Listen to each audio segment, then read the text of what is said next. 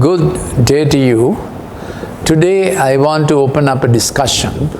Hopefully dad and mom and your kids can watch together and understand about the child who likes calibration and the other child who likes celebration.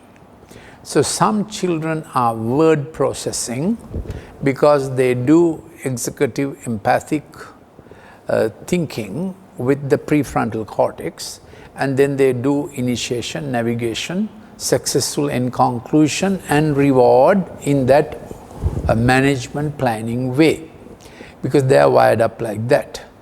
But there are other children who are more bottom-up regulation, and so what happens is they are more amygdala-based, hippocampus and hypothalamus, so they do things intuitively.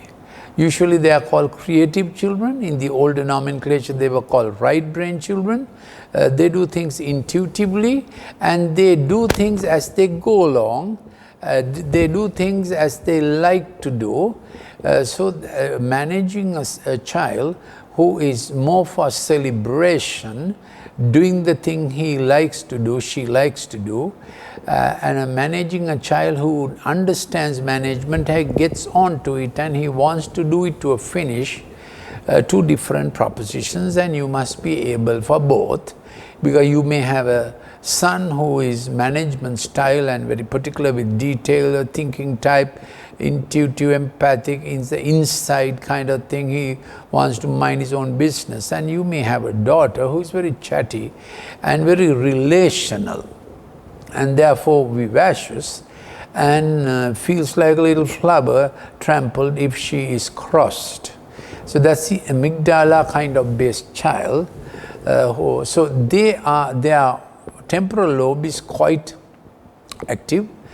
So they go kinesthetic, acoustic, visual, good at art, good in their hands and things they like to do. They like to help in homework, but they don't like the test. Test time is like persecution for them. Now, before the digital screen came, 70% of the children were word processing, classroom type. They understood management, they began a thing and they generally did it to an end. And before the digital screen came, 30%, 70% were like that. Before the digital screen came, 30% were this dreamy children, imaginary, and they like art and they walk around and that kind of thing. And that was okay. But with the digital screen coming, many who were the digital screen's effect was dumbing down executive empathic and pushing them more into kinesthetic, acoustic, visual. Now when you go beyond a certain border, they become the ADHD children, and that is my thesis that I presented to the SLMA last year. So I am Dr. Lalith Mendis. My last substantive post was Head of Department of Pharmacology in a state medical faculty. And if you want any of my scientific clips on COVID science, science and reason, or digital science, or the happy hour, brain bright kind of stuff, please send me a WhatsApp to the WhatsApp number +94 77 49 59 214. Today I am going to look at how to manage a child who does not like calibration and only likes celebration. So she lives like in the reward all the time, or she lives in the last thing too long. If last thing is sorrow, she is driven by the last thing because they are temporal lobe active, more active than other children. So this is the frontal lobe, this is the temporal lobe, and this is the occipital lobe where the vision is concerned.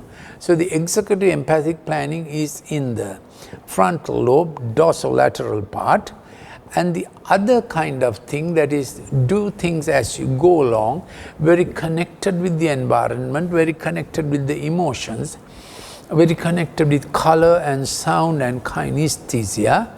It works through the amygdala into the hippocampus and into the ventromedial part of the frontal lobe. So that's a little technical stuff. Main thing is to understand the child who does not mind calibration, gets ready for exams, but the other child who starts sweating in the palms, exam times and other times, how do you coach a child like that? We need to get this celebrating kind of style. Usually they are pictorial processing, so they work and learn and understand pictorial presentations better even in the classroom, and they like to do art, and they're all the time drawing things and coming up and showing you, and any correction with a little bit of force on your voice, they start crying and they can use it as a weapon. But you need to know that anyway, taking the stick is not the style. Commanding was the style of our parents, but now parents need to understand the child. So parents need to forgive our generation, the 60-year-olds. The 40-year-olds, we drove them, we commanded them, they had to do the subjects we like to do even in university or in life, any course. But these 40-year-olds are the zillennials.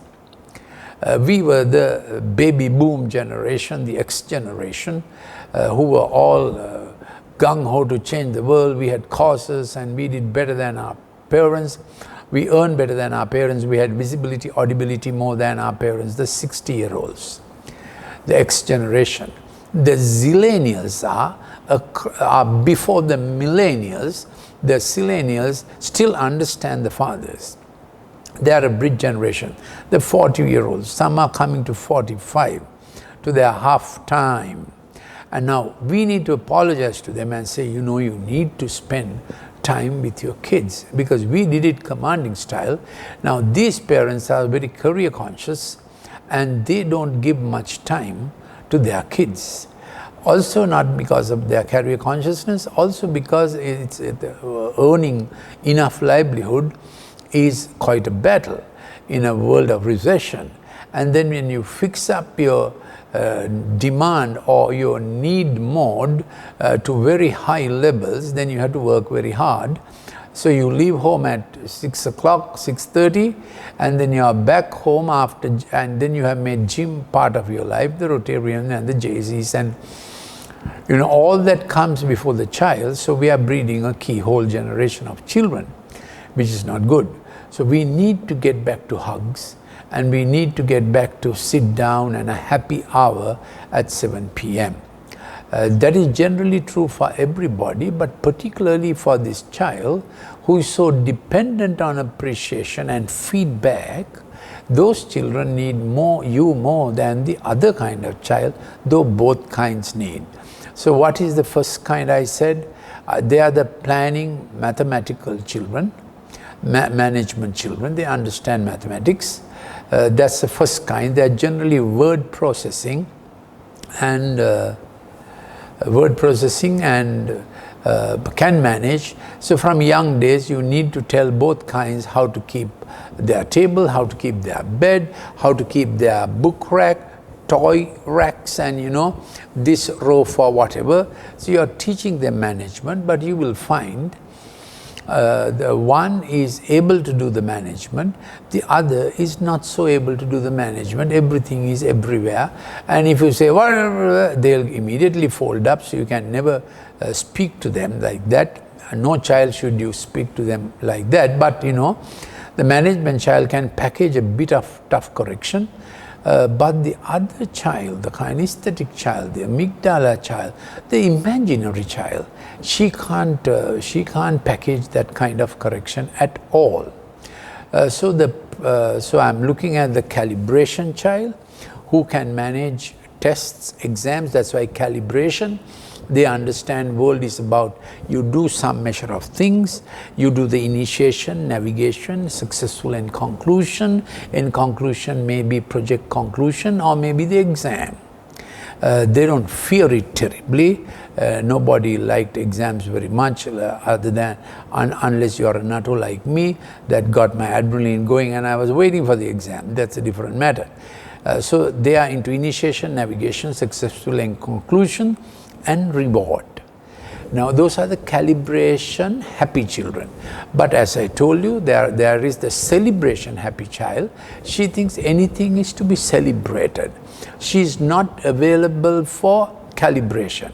How do you coach a child like that for calibration? Here it is. That's my main emphasis in the first part of the talk. Second part would be about filling their eyes, ears, taste, smell, and their touch with the things that will give them a proper career in the future. That's the second part. So now, handling the child who does not like calibration, what you should do is dig into them and relate with them in the area they like. They generally like to come help in the kitchen, make a cake, make whatever you are making, get mom involved in the kitchen stuff. In Asian culture, in the West, of course, both get involved in the kitchen stuff. Get them involved in household chores. So start with the bedroom, darling. Now, how is your bedroom today? How are you going to improve this? So you are entering a dialogue in an essential area about her own bed, her table, her toys. They'll normally have a zoo full for a room. They'll have kangaroos, they'll have alpaca, they'll have teddy bear, small teddy bear boy, and they'll give names to the dog, the Snoopy, and they'll want to hug them and go to sleep and all that. Yeah, that's a touchy, clingy child. You understand that? Yeah. And that's the child I'm talking about who will not like calibration. So give them a little, well done, darling. Now, how is that going to improve? How will your rack improve? Then you regularly get them to draw things. They will generally like art. It doesn't have to be smashing art, but you get them to draw things, give them a theme for the day, and you say, very nice, darling, how are you going to improve? So again, always the talk is about improve. Improvement gets serotonin going. The focus and the salience come from dopamine. So I have told you this before. So if you need to know the full gamut of digital science stuff, you'll have to go to my YouTube channel or my timeline, or send us a WhatsApp number, message for asking for what you want, a specific topic. If you say amygdala or hypothalamus or whatever, GABA, dopamine, serotonin, we can send you the relevant topic. So they are the ones, the calibration kind keeps the default mode network of thought. So they do salience to the point with dopamine, and it needs to come down. And the serotonin part of it for next 15 minutes, 40 minutes dopamine, 15 minutes serotonin. Serotonin looks back, how do I improve, self-check, all that is done with serotonin. So it's involved with curriculum, it's involved with character. You look back and say, that was not very nice, I need to apologize. So that is how you keep your default mode network of thought every hour.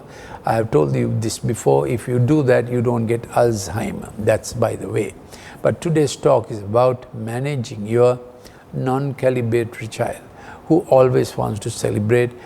She does not like the testing part of it. She will want good, nice, excellent. So you have to grade your things. You can never say no good. No, never, never, never. You have to say, darling, that's quite good. How do we improve? That's the way you go. So you started with your bedroom. It's good to manage the toys, manage the artwork, give them pastels at the pastel age. By the way, the most brain-brilliant method of artwork is the pastel and the black cartridge paper, you remember? So the friction of the pastel when you are drawing makes brain brilliant more than other kind of drawing. Secondly, white background and black also makes brain brilliant, and more friction on your writing, the more brain brilliant it is. Coloring is good for taste, kinesthesia, they like to color, but it doesn't make brain brilliant in that sense for management. But then vivacity is part of life, and that's how God has made us. So I strongly believe, as I told you, initially when God made the world, He made 70% the calibration kind, the word processing kind, who are more wired in their first 4 brain tracks: empathic, intuitive, empathic, relational, linguistic, and management. Then there were 30% who were more wired for kinesthesia, acoustic and visual. Kinesthesia and acoustic has to do with the temporal lobe, the middle part. So these children are more agog or awake in the temporal lobe, time conscious, opportunity conscious, you get it? Whereas the management people are more with the frontal lobe. So they also have a thing that they keep imagining. I call it the jamabu, projecting things, and some things they can't do. So you have to get them to think and do. Then they do a deja vu, always recalling from the past, the pleasures of the past, or the music of the last hour, or the sorrow of the last hour. So I hope I'm not confusing you. Whatever emotion was strongest in the last hour or the day before, they get connected to that when they wake up in the morning. So they may have a hyper thing which is not relevant for today, and they want to keep up the hyper as much as they can, or they want to keep the hypo, that they're feeling depressed and Tati did this, Dada did this, you see, that's the child I'm talking about. So I'm trying to train you to train the child into calibration, though they don't like calibration. So you join with their celebration, things they enjoy, you enjoy. Dad, you have to teach yourself that. Mom is quite good on those things. So you have to consider home as the most important career, because future citizens are made mostly in the home, secondly in the education, lastly in the work. So we put so much emphasis on work. That's not where citizens are made. Citizens are made in the home, and God made the home with a dad and a mom. Yes, a biological dad and a biological mom. You make home anything else, you make family any other design created in the fantasies of men, you ruin citizens. That's how it goes. Paul McHughes, the professor of psychiatry, famous professor of psychiatry, John Hopkins University, did a very large treatise, 480 odd page treatise on gay is not genes, gay is choice. You understand the implication of that. That's just by the way. So God made the design of home with dad and mom, and home and family is where future citizens are made. That's the most important place. So dad and mom, your most important career is made at home. So give time to it, give skill to it, get learned in it. And I have many books for this that I have written. Again and again I show this to you. These children come to me, and this is a book on, let me show some of them. This is the vernacular version, but it goes saying right learning, and the foreword for that has been written by the warden of St. Thomas's College, which we think is the best school in the world. That's by the way, and also by the dean, former dean of the Faculty of Medicine, Colombo. It's not that technical. Then I have a more technical one here, Winning the Digital War. So though it touches as much on the digital screen, it also has much on parenting. Winning the Digital War for Millennials and Us All. These are available on my Facebook, also my website, apeksha-lanka.com. So if you send a WhatsApp, we can send all this to you.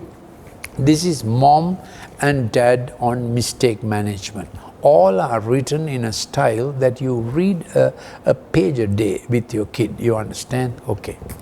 This is Parenting Heart and Brain, slightly technical, but any teacher, any parent, any young person above the age of 14 can understand this, but they are written for parents to read with kids, to get them out of selfie existence, to get them out of the selfie screen, and for parents to get involved with the kids. That's the way brain goes brilliant. I have done this before.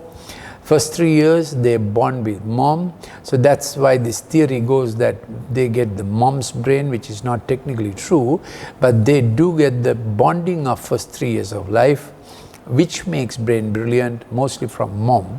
That shouldn't be far away, but when it comes past 3, they are looking for competence, confidence, and certification. They need to hear from dad, that was good, you can try again, more. So dad plans every day to give a next step and a next stretch.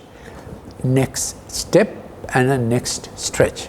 Also for this calibration child also, dad, you have to daily plan the next step and the next stretch.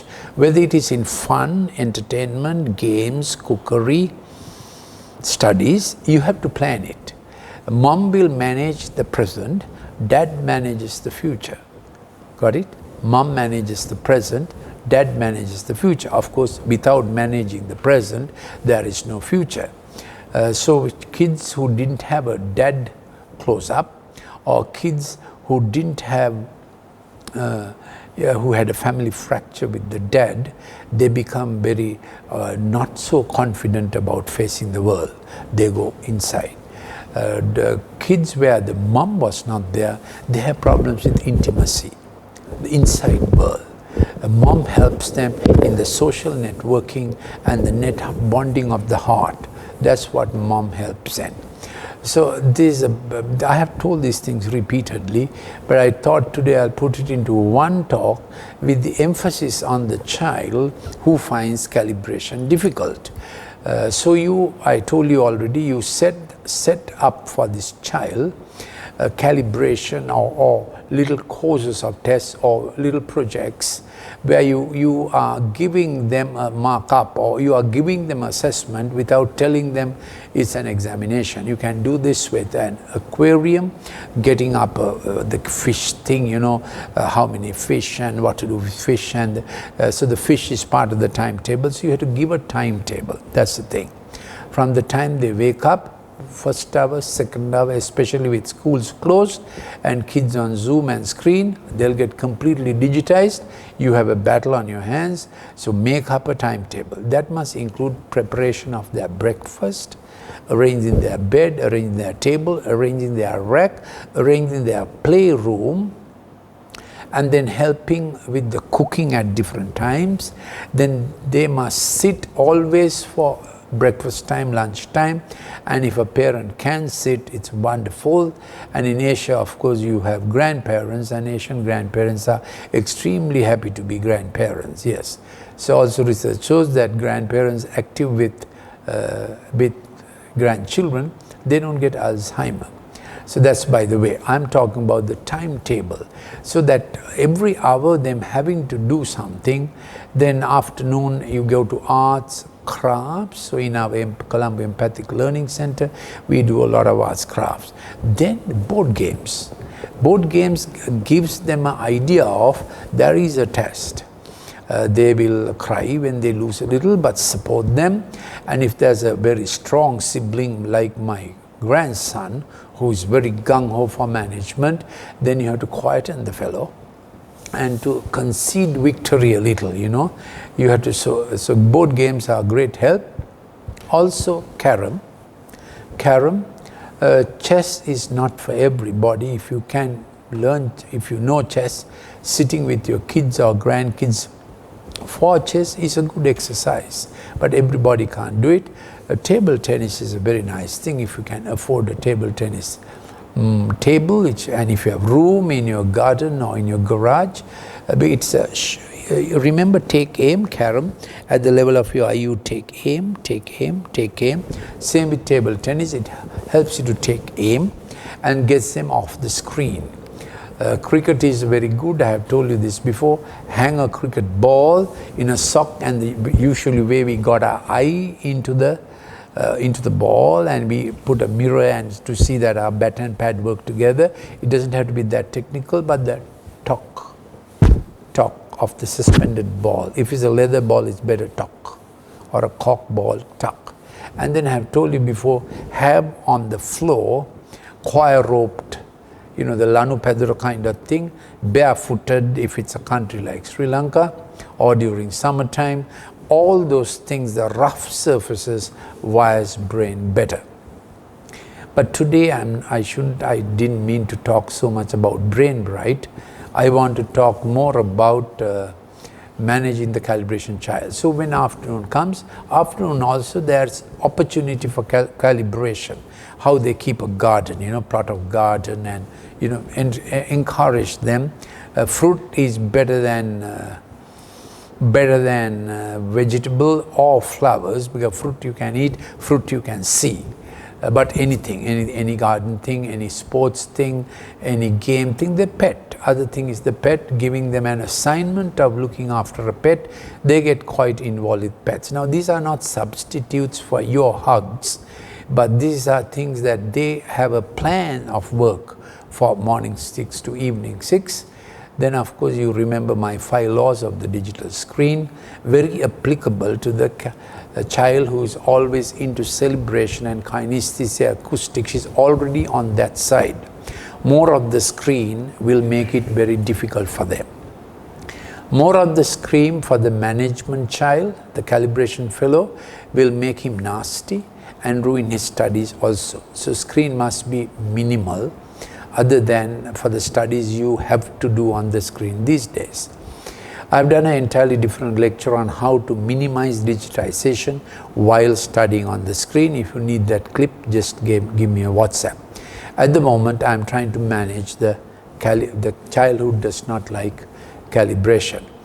So I have spoken a lot about this. I need to get to the second part of my talk, the 5 senses. Now, if remember, the celebratory child is already in imagination. They imagine a lot.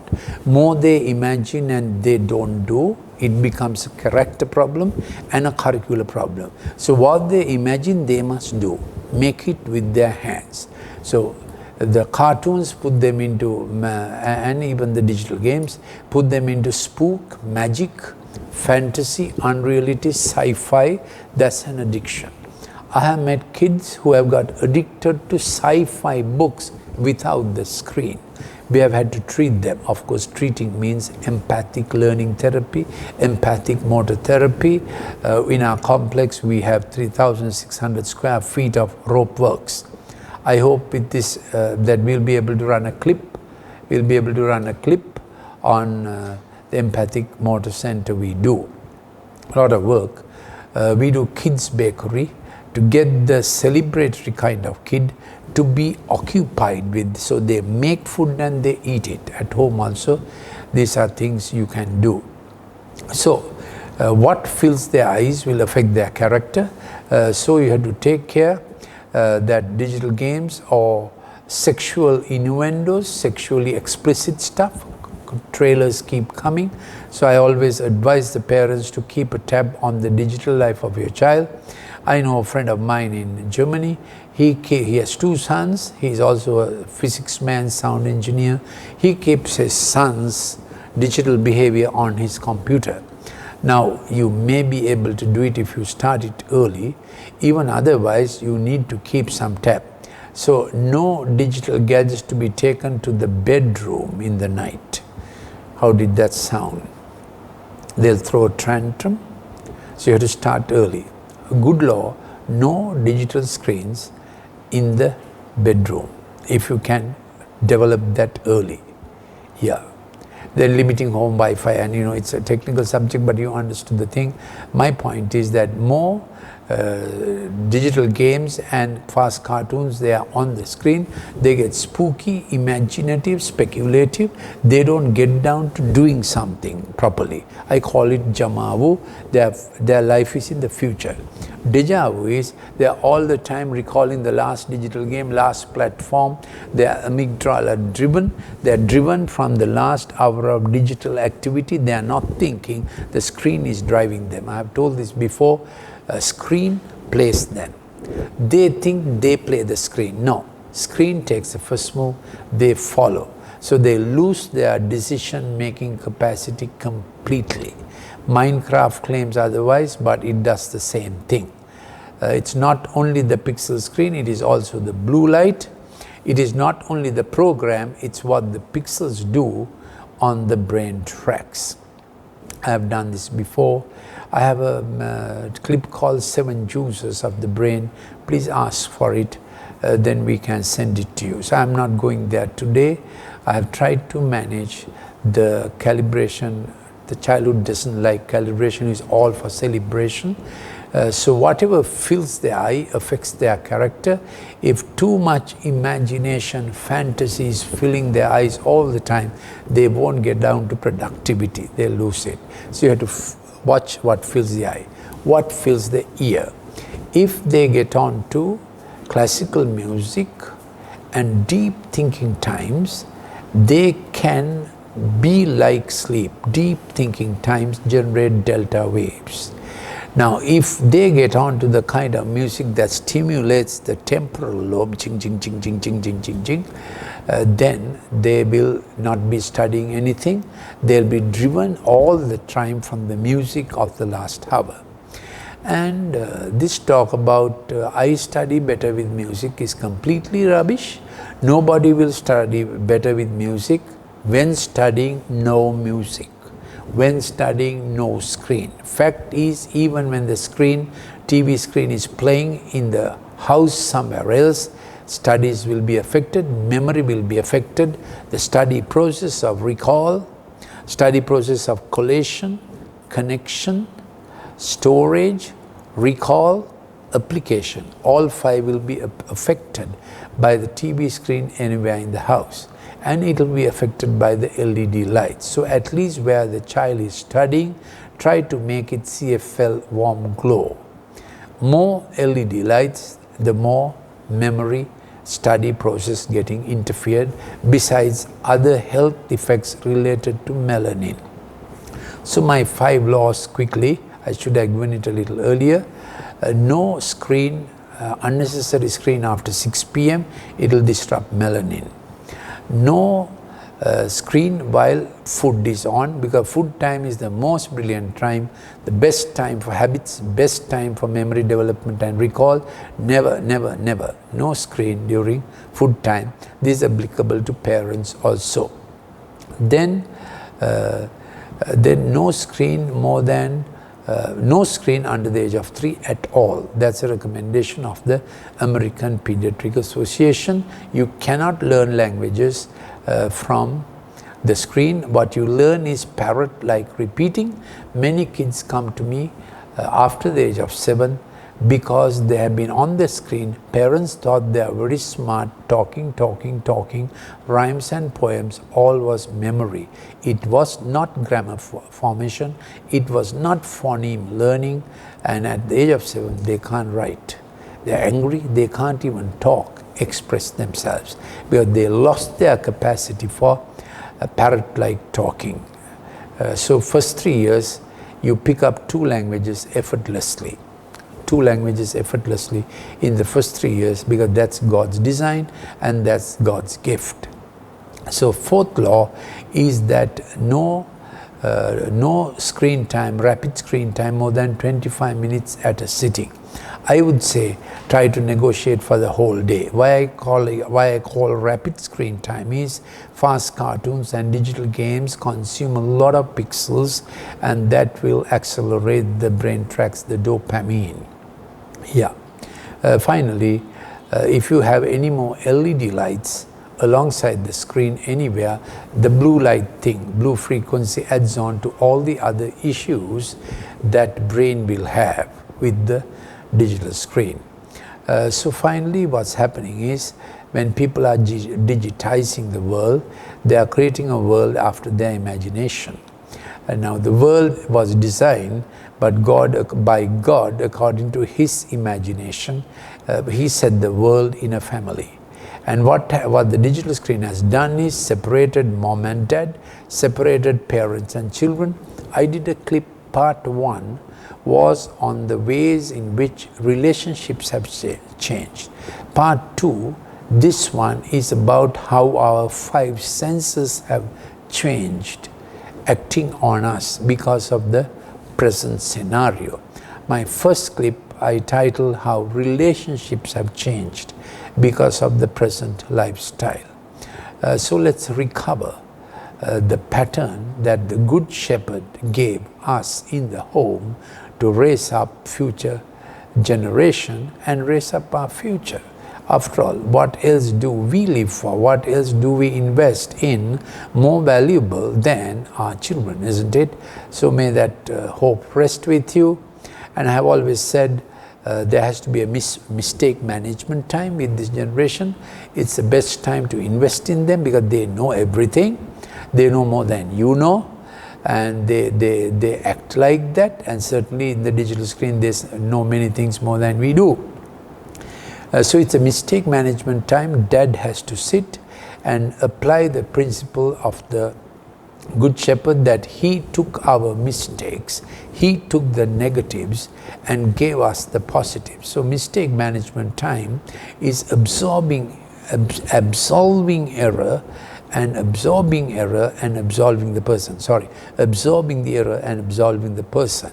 So we go into redemptive justice, not retributive justice. We never say, you learned a jolly good thing and next time around I'll give you 5 of the best on your buttocks. No, that management style will not work with this generation. They'll challenge you. They'll say, you want to hit me, hit me. They are quite into fight, flight and thrill because of the amygdala behavior, and they will get very belligerent. That's not the way we want to drive the children. Dad has to sit with boundary establishing. When boundaries are broken, Dad has to sit and absorb the error. So we absorb their negatives and turn it around for a positive, which is the story of the cross and the Good Shepherd. So consider mistake management time as opportunities to get into them. Now we know dads are good in progressive, forward moving things. Mom are left with the difficult things of washing dishes and so on, and washing errors. Washing dishes is okay, but washing errors, Dad, you have to. No dodging that. So we have our den and dare, we call it. So DAD, that is where the empathic motor center, the grips and ropes, and I call it GARTS, grips and grip and ropes thrill sports, GARTS, like darts, GARTS, grips and rope thrill sport. I have a thesis on it. So that center is called DAD, den and dare. Sometimes DAD becomes deny and dodge. Now Dad can't do that. You can't deny and dodge. When it comes to mistake correction, you must be hands-on. It's your opportunity to invest a better future in your child. Thank you for listening. We will meet again.